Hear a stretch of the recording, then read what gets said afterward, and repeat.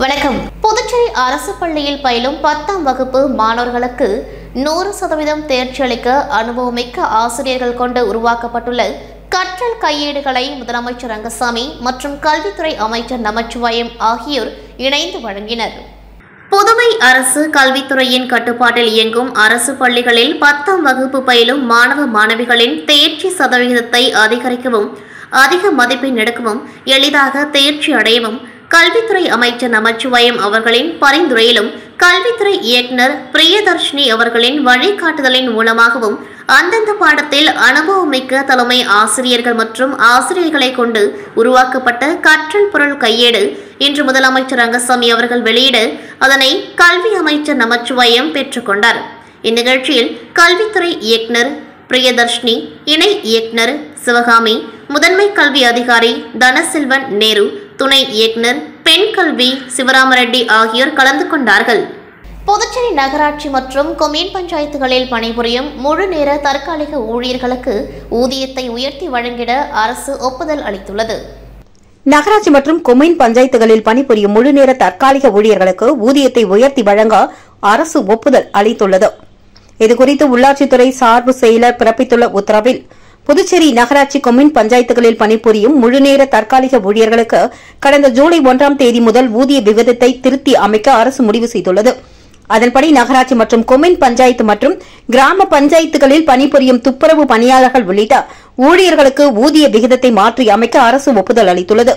இதில் ஊதிய விதிகள் தற்காலிக ஊழியர்களுக்கு பொருந்தாது என்றும், இந்த ஊதிய உயர்வுக்கான செலவினம் சம்பந்தப்பட்ட உள்ளாட்சி அமைப்பின் சொந்த நிதியிலிருந்து மேற்கொள்ளப்படும் என்றும், இதில் பிரிவு 1இல் இடம்பெற்றுள்ள பியூன், துப்புரவு பணியாளர்கள் உள்ளிட்டவர்களுக்கு ஒருநாள் ஊதியமாக 852 ரூபாயிலிருந்து 876 ரூபாயாகவும், பிரிவு 4இல் இடம்பெற்றுள்ள கிளார்க், பில் கலெக்டர் நிலை 3 ஆகியோருக்கு ரூபாய் 942 968 ரூபாயாகவும், பிரிவு 5இல் இடம்பெற்றுள்ள ஸ்டெனோகிராஃபருக்கும் 1207 ரூபாயிலிருந்து 1241 ரூபாயாகவும், பிரிவு 5இல் இடம்பெற்றுள்ள டேட்டா என்ட்ரி ஆபரேட்டர்களுக்கு 1382 1421 ஊதியம் உயர்த்தப்பட்டுள்ளது என்று சார்பு செயலர் உத்தரவு ஒன்றை பிறப்பித்துள்ளார். கலைஞர் நூற்றாண்டு விழாவை ஒட்டி மாநில அளவில் கபடி போட்டிகள் நடத்துவது தொடர்பாக திமுக வர்த்தகர் அணி கூட்டத்தில் தீர்மானம் நிறைவேற்றப்பட்டது. புதுச்சேரி மாநில திராவிட முன்னேற்ற கழக வர்த்தகர் அணியின் மாநில நிர்வாகிகள் ஆலோசனை கூட்டம் வில்லியனூர் சண்முகா திருமண நிலையத்தில் நடைபெற்றது. கூட்டத்திற்கு அணி அமைப்பாளர் ரமணன் தலைமை தாங்கினார். அணி தலைவர் செல்வமுத்துக்குமார், விநாயகம், துணைத் தலைவர் சண்முக சுந்தரம் ஆகியோர் முன்னிலை வகித்தனர். இதில் வர்த்தகர் அணி துணை அமைப்பாளர்கள் ஜெயபிரகாஷ், சத்யகுமார், ஹாஜி முகமது, ஹரி, சுப்பிரமணியன், சிதம்பரநாதன், சரவணன் ஆகியோர் பங்கேற்றனர். கூட்டத்தில் 24ஆம் தேதி சேலத்தில் நடைபெறும் கழக இளைஞரணி மாநாட்டில் வர்த்தகர் அணி சார்பில் 500 பேர் பங்கேற்பது, கலைஞர் நூற்றாண்டு விழாவை முன்னிட்டு மாநில அளவில் ஆண்கள் மற்றும் பெண்களுக்கான கபடி போட்டி நடத்தி பரிசு மற்றும் சான்றிதழ் வழங்குவது, மிக்ஜாம் புயலை எதிர்கொண்டு மிக சிறப்பாக செயலாற்றிய தமிழக முதல்வர் அவர்களுக்கும், சென்னை மேயர், அமைச்சர் பெருமக்களுக்கும், அனைத்து துறை அரசு ஊழியர்களுக்கும் நன்றி தெரிவிப்பது, தொகுதி வாரியாக வர்த்தகர் அணி நிர்வாகிகள் நியமிப்பதற்கு மாநில அமைப்பாளரிடம் அனுமதி கோருவது உள்ளிட்ட தீர்மானங்கள் நிறைவேற்றப்பட்டன. மறைந்த புதுச்சேரி முன்னாள் முதலமைச்சர் வெங்கட சுப்பா ரெட்டியார் அவர்களின் 114வது பிறந்த நாளை முன்னிட்டு நெட்டப்பாக்கம் கிராமத்தில் உள்ள திருவுருவ சிலைக்கு மாலை அணிவித்து மரியாதை செலுத்தப்பட்டது. மறைந்த புதுச்சேரி முன்னாள் முதலமைச்சர் வெங்கட சுப்பா ரெட்டியார் அவர்களின் 114வது பிறந்தநாள் விழாவை ஒட்டி மடுகரை ராம்ஜி நகரில் அமைந்துள்ள டாக்டர் BR அம்பேத்கர் சதுக்கத்தில் அலங்கரிக்கப்பட்ட அவரது திருவுருவ படத்திற்கு புதுச்சேரி பாராளுமன்ற உறுப்பினர் வைத்திலிங்கம், நெட்டப்பாக்கம் வட்டார காங்கிரஸ் தலைவர் அம்மைநாதன், முன்னாள் சட்டமன்ற உறுப்பினர் விஜயவேணி வெங்கடேசன் மற்றும் காங்கிரஸ் கட்சியின் முன்னாள் கவுன்சிலர், வார்டு உறுப்பினர்கள் மற்றும் இந்திய கூட்டணி கட்சியின் நிர்வாகிகள் திரளானோர் கலந்து கொண்டு அலங்கரித்து வைக்கப்பட்டிருந்த படத்திற்கு மலர் மாலை அணிவித்து மலர் தூவி மரியாதை செலுத்தினர். இந்நிகழ்ச்சியில் பொதுமக்களுக்கு இனிப்புகள் அன்னதானம் வழங்கப்பட்டது. மேலும் இந்நிகழ்ச்சிக்கான ஏற்பாடுகளை நெட்டப்பாக்கம் காங்கிரஸ் சிறப்பு அழைப்பாளர் ஜெகநாதன், சங்கர், ஷியாம் சுந்தர், பாரதி, ஜெயராஜ் ஆகியோர் செய்தனர். வில்லியனூர் ஸ்ரீ திருக்காமேஸ்வரர் ஆலயத்தில் ஸ்ரீ ஐயப்ப சுவாமி திருவீதி உலாவில் அமைச்சரின் துணைவியார் வசந்தி நமச்சிவாயம் உட்பட திரளான பக்தர்கள் பங்கு பெற்று சுவாமி தரிசனம் செய்தனர். புதுச்சேரி மாநிலம் வில்லியனூர் பகுதியில் அமைந்துள்ள ஸ்ரீ திருக்காமேஸ்வரர் ஆலயத்தில் ஸ்ரீ ஐயப்ப சுவாமி 48ஆம் ஆண்டு திருவிளக்கு பூஜை நடைபெற்றது. பூஜையில் முக்கிய நிகழ்வாக ஐயப்ப சுவாமி அம்பல தீபாரதனை, ஐயப்ப சுவாமி திருவீதி உலா நிகழ்ச்சி நடைபெற்றது.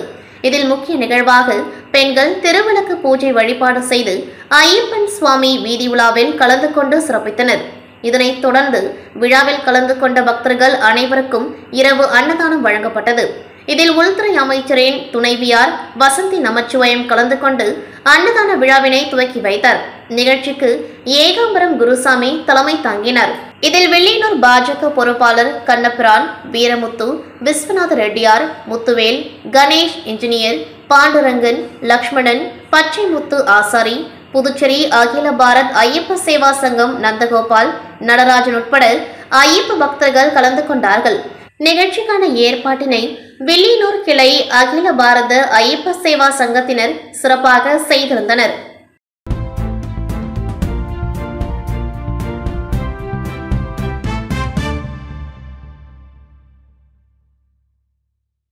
மீனாட்சி கணேஷ் பொது சேவை இயக்கம் தையல் பயிற்சியை கடந்த 3 மாதம் மகளிருக்காக நடத்தப்பட்டது. இந்த 3 மாத காலம் முடிவடைந்ததற்காக தட்டாஞ்சாவடி திரு குண்டு தாங்கிய ஐயனார்ப்பன் ஆலயத்தில் நிகழ்ச்சி தொடங்கியது. மீனாட்சி கணேஷ் பொது சேவை இயக்கம் கடந்த 3 மாதம் மகளிருக்காக நடத்தப்பட்டது. இந்த 3 மாத காலம் முடிவடைந்ததற்காக மாலை 6 மணி அளவில் புதுச்சேரி தட்டாஞ்சாவடி திரு குண்டு தாங்கிய ஐயனார்ப்பன் ஆலயத்தில் நிகழ்ச்சி தொடங்கியது. சிறப்பு அழைப்பாளராக கலை பண்பாட்டுத்துறை இயக்குநர் கலியபெருமாள், குடிமைப்பொருள் வாரியம் வட்டாட்சியர் ஐயனார், சைபர் கிரைம் கீர்த்தி, வழக்கறிஞர் சசிபாலன், உழவர்கரை நகராட்சி சிவகுமார் மற்றும் அறம் நிஷா, கோவில் நிர்வாகிகள் தலைவர் ஞானசேகர், சுப்பிரமணி, சுந்தரமூர்த்தி மற்றும் சுய உதவி குழு தலைவி மகேஸ்வரி, தையல் கலை ஆசிரியர் பூரணி இவர்கள் அனைவரும் ஒன்றிணைந்து சிறப்பாக தையல் கலையை செய்து முடித்த 20 பெண்மணிகளுக்கு விருது, சான்றிதழ் வழங்கி கௌரவித்து விழா ஏற்பாட்டினை மீனாட்சி கணேஷ் பொது சேவை முனைவர் மீனாட்சி தேவி கணேஷ், செயலாளர் கணேஷ், ஆலோசகர் முனுசாமி, ஒருங்கிணைப்பாளர் கலியவர்தன், உதவி செயலாளர் சத்தியமூர்த்தி, அசோக், உதவி செயல்பாட்டாளர்கள் பாலா, திருநாவுக்கரசு, தினேஷ்குமார், பதுலா, பல்வேறு பொதுமக்கள் கலந்து கொண்டார்கள். இந்த இயக்கம் 3 மாதத்திற்கு ஒருமுறை தையல் பயிற்சி ஆரம்பித்து முடித்து மேலும் சிறப்பாக பல்வேறு சமூக பணி செய்து வரும் மீனாட்சி கணேஷ் பொது சேவை இயக்கம் நிகழ்ச்சி சிறப்பாக செய்து முடித்தனர். வருகை புரிந்த அனைவருக்கும் அமைப்பின் சார்பாக நன்றியை தெரிவித்துக் கொண்டார்கள். புதுவை மாநிலம் திருபுவனை சட்டமன்ற தொகுதிக்குட்பட்ட மதகடிப்பட்டு சட்டமன்ற உறுப்பினர் அலுவலகம் வளாகத்தில் இருந்து கான்கிரீட் பாலம் மற்றும் இணைப்பு பாலம் கட்டுவதற்கான பூமி பூஜை நிகழ்ச்சி நடைபெற்றது. புதுவை மாநிலம் திருபுவனை சட்டமன்ற தொகுதிக்குட்பட்டு மதகடிப்பட்டு சட்டமன்ற உறுப்பினர் அலுவலகம் வளாகத்தில் இருந்து கான்கிரீட் பாலம் மற்றும் இணைப்பு பாலம் கட்டுவதற்கான பூமி பூஜை நிகழ்ச்சியில் உறுப்பினர் அங்காளன் முன்னிலையில் வேளாண் துறை அமைச்சர் தேனி ஜெயக்குமார் அவர்களால் மதகடிப்பட்டு அரசு தோட்டக்கலை பண்ணைக்கு நுழைவாயில் கான்கிரீட் பாலம், அதற்குண்டான இணைப்பு பாதை மற்றும் பாதுகாவலர் அறை கட்டுமான கட்டடம் கட்ட ரூபாய் 39,72,000 செலவில் புதிதாக கட்டுவதற்கு பூமி பூஜை செய்து அடிக்கல் நாட்டப்பட்டது. இந்நிகழ்ச்சியில் சிறப்பு கட்டிட கோட்டம் 1 செயற்பொறியாளர் முனைவர் வல்லவன், விழாவில் தோட்டக்கலை துணை இயக்குநர் சண்முகவேலு, உதவி பொறியாளர் பாவாடை, இளநிலை பொறியாளர் ரமேஷ், வேளாண் அலுவலர் வினோத் கண்ணன் மற்றும் ஒப்பந்ததாரர் எழிலன் ஆகியோர் கலந்து கொண்டார்கள். இவ்விழாவில் தொகுதியின் முக்கிய பிரமுகர்களும் மற்றும் ஊர் பொதுமக்களும் திரளாக கலந்து கொண்டு பூமி பூஜை விழாவினை சிறப்பித்தனர். புதுச்சேரி தேங்காய்திட்டு வடபத்திரகாளி அம்மன் கோவிலில் அமைந்துள்ள ஐயப்பனுக்கு கலாம் விதைகளின் விருட்சம் இயக்கம் சார்பில் 20வது வருடமாக அன்னதானம் வழங்கப்பட்டது. புதுச்சேரி தேங்காய்திட்டு வடபத்திரகாளி அம்மன் கோவிலில் எழுந்தருளியிருக்கும் ஐயப்பன் ஆண்டுதோறும் அன்னதான பிரபுவாக பூந்தேரில் ஊர் முழுவதும் வலம் வந்து காட்சியளிப்பது வழக்கம். அதன்படி தொடர்ந்து 20 ஆண்டுகளாக நடைபெறும் இந்த நிகழ்வு அப்பகுதியில் மிகவும் பிரசித்தி பெற்றது. அதன்படி இந்த வருடம் நடைபெறும் இத்திருவிழாவில் கலாம் விதைகளின் விருட்சம் சமூக இயக்கம் சார்பாக அதன் நிறுவனர் ராஜா தொடர்ந்து 20 ஆண்டு காலமாக அன்னதானம் வழங்கி வருகின்றார். அதன்படி இந்த வருடமும் காலை சிற்றுண்டி மற்றும் மதியம் 9 வகை உணவுகளுடன் பக்தர்களுக்கு அன்னதானத்தை வழங்கினார். இதில் கலாம் விதைகளின் விருட்சம் சமூக இயக்கத்தின் நிர்வாகிகள் மற்றும் குடும்பத்தினர் கலந்து கொண்டார்கள். இதில் சிறப்பு விருந்தினராக புதுச்சேரி மனித உரிமைகள் ஆணையத்தின் எதிர்த்தரப்பு வழக்கறிஞர் சசி பாலன் மற்றும் ஜாலி ஹோம் நிறுவனர் புரூனோ சாவியோ மற்றும் ராஜேந்திரன், பழங்குடி மக்கள் இயக்க நிர்வாகி ஏகாம்பரம், தொழிலதிபர் ராமச்சந்திரன் உட்பட ஆசிரியர்கள் மற்றும் பல்வேறு அமைப்பை சார்ந்த நிர்வாகிகள் கலந்து கொண்டு பொதுமக்களுக்கு அன்னதானத்தை வழங்கினர். இதில் திரளான கலாம் விதைகளின் விருட்சம் நிர்வாகிகள் கலந்து கொண்டு நிகழ்ச்சிக்கான ஏற்பாடுகளை செய்தனர். உழவர்கரை புனித சூசையப்பர் உயர்நிலைப் பள்ளியில் மாணவர்களுக்காக ஆர்ஓ வாட்டரை அருண் சர்மா தொண்டு நிறுவனம் நிர்வாக இயக்குநர் பிரபாதேவி வீரராகு அர்ப்பணித்தார்.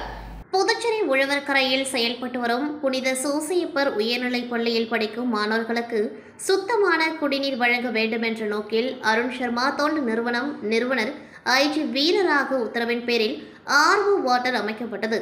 இதனை மாணவர்களுக்கு அர்ப்பணிக்கும் விழா நடைபெற்றது. இதில் அருண் சர்மா தொண்டு நிறுவனம் நிர்வாக இயக்குநர் பிரபாதேவி வீரராகு கலந்து கொண்டு ஆர்ஓ வாட்டரை அர்ப்பணித்து திறந்து வைத்தார்.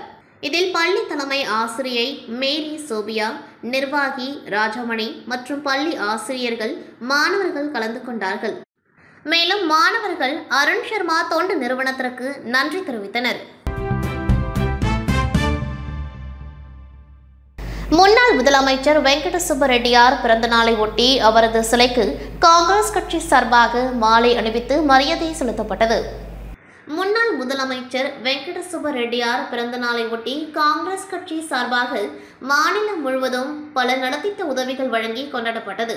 அதன் ஒரு பகுதியாக காங்கிரஸ் கட்சி அலுவலகத்தில் காங்கிரஸ் கட்சி மாநில தலைவரும் பாராளுமன்ற உறுப்பினருமான வைத்திலிங்கம் தலைமையில் விழா நடைபெற்றது. இதில் அலங்கரித்து வைக்கப்பட்டிருந்த அவரது திருவுருவப் படத்திற்கு மலர் தூவி மரியாதை செய்யப்பட்டது. இதில் முன்னாள் முதலமைச்சர் நாராயணசாமி, காங்கிரஸ் சட்டமன்ற கட்சி தலைவர் வைத்தியநாதன், முன்னாள் சட்டமன்ற உறுப்பினர்கள் அனந்தராமன், பாலன், கார்த்திகேயன் மற்றும் மகிழா காங்கிரஸ் நிர்வாகிகள், மாநில காங்கிரஸ் கட்சி நிர்வாகிகள் ஏராளமானோர் கலந்து கொண்டார்கள். தொடர்ந்து கட்சி நிர்வாகிகளுக்கு இனிப்புகளும் வழங்கப்பட்டது. தொடர்ந்து மறைமலை அடிகள் சாலையில் உள்ள அவரது திருவுருவ சிலைக்கு முன்னாள் முதலமைச்சர் நாராயணசாமி தலைமையில் மாலை அணிவித்து மரியாதை செய்யப்பட்டது.